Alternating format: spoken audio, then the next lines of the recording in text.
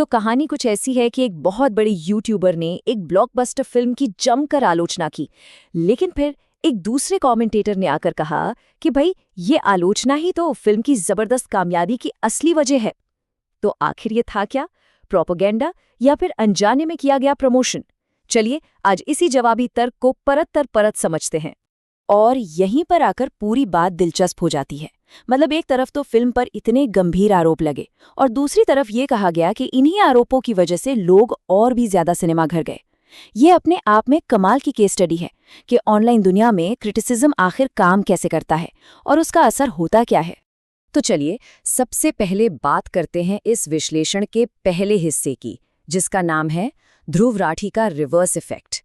इसमें हम ये समझने की कोशिश करेंगे कि ये तर्क कैसे दिया गया कि एक नेगेटिव रिव्यू का असर फिल्म पर बिल्कुल उल्टा, यानी कि एक रिवर्स इफेक्ट कैसे हुआ।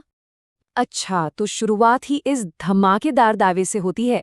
कहा यह गया कि पहली फिल्म की जो शानदार सक्सेस थी उसका असली क्रेडिट तो उसे मिले नेगेटिव रिव्यू को जाना चाहिए। ये सुनने में थोड़ा अजीब लगता है ना? तो चलिए देखते हैं कि इस दावे के पीछे तर्क क्या दिया गया।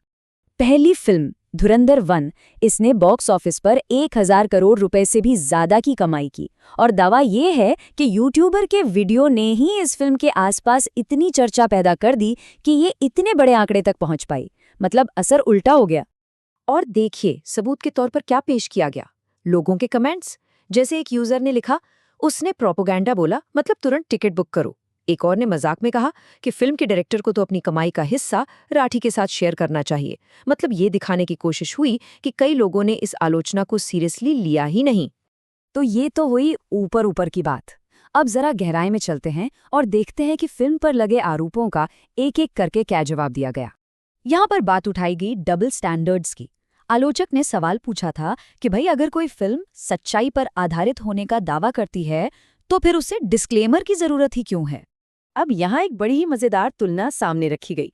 धुरंधर के रिव्यू में तो समीक्षक ने डिस्क्लेमर पर सवाल उठा दिया, लेकिन जब उन्होंने जवान फिल्म का रिव्यू किया तो कहा कि डिस्क्लेमर होने के बावजूद फिल्म के कई सीन असल घटनाओं से प्रेरित थे।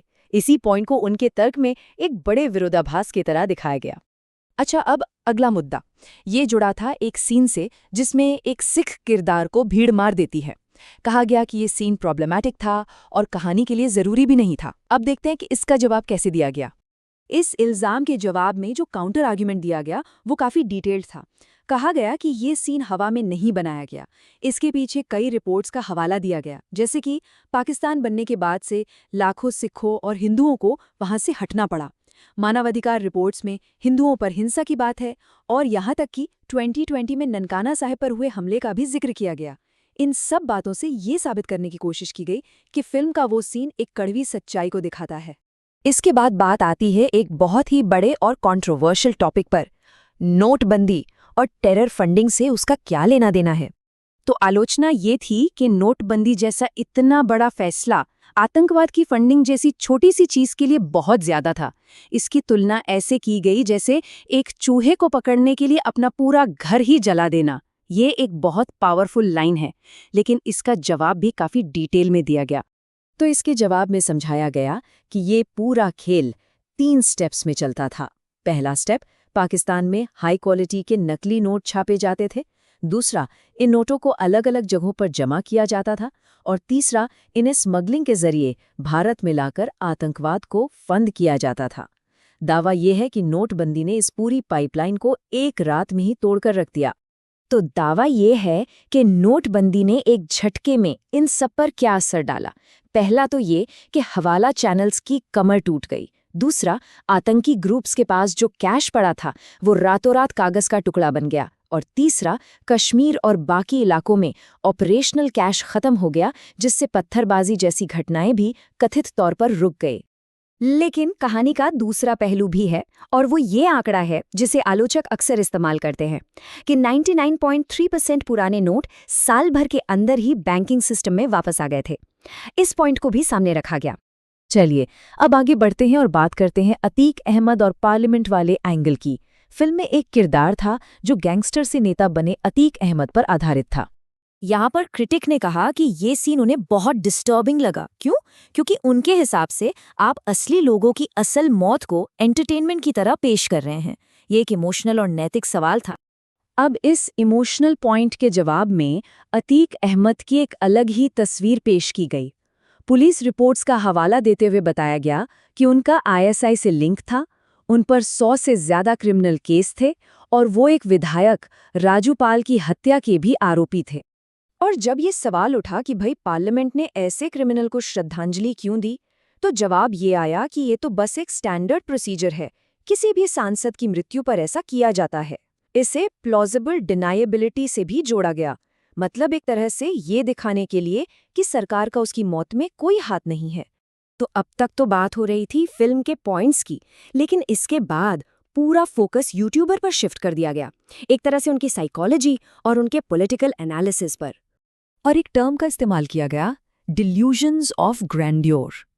इसका सीधा सा मतलब है जब किसी को ये गलत फहमी हो जाए कि वो असलियत से कहीं ज्यादा ताकतवर, टैलेंटेड या जरूरी है, जबकि हकीकत में ऐसा कुछ न हो।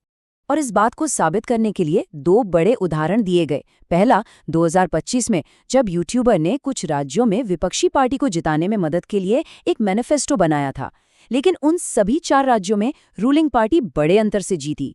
और दूसरा, जब उन्होंने ट्वीट किया कि एक यूट्यूब वीडियो एक 300 करोड़ की प्रोपेगेंडा फिल्म को खत्म कर देगा, पर फिल्म ने तो 1300 करोड़ कमा लिए। और फिर आखिर में एक बहुत बड़ी तुलना की गई। यूट्यूबर को कहा गया यूट्यूब का राहुल गांधी। तर्क ये दिया गया कि दोनों की सोशल मीडिया पर जबरदस्त फॉलोइंग है। दोनों को लगता है कि ऑनलाइन फेम या रैली की भीड़ असली दुनिया की ताकत में बदल जाती है, और दोनों ही अपने अहंकार में आकर कथित तौर पर देश की पॉपुलर भावना के खिलाफ चले जाते हैं।